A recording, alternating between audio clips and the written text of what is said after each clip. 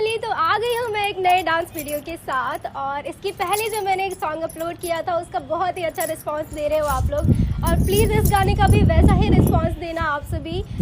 ये गाना कमेंट में आया था, आप लोगों ने सजेस्ट किया था, तो आई था कि मैं करूँ, तो मैं आ गई हूँ एक नए गाने के साथ। एंड पिछला जो गाना है, जिसने नहीं देखा है वो आई बटन पे क्लिक करिए और जल्दी से जाके देखिए।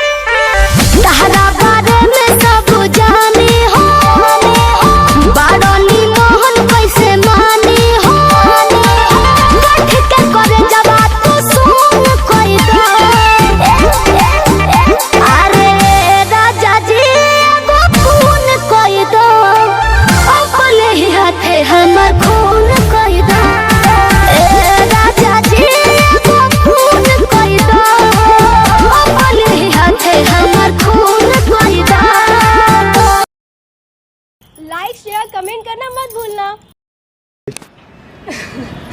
अपने ही हाथे हमार खून करेगा, मैंने खुद ही कर लिया है सब blooper, but I enjoy a lot. Raja ji को खून कोई दो, अपने ही हाथे हमार खून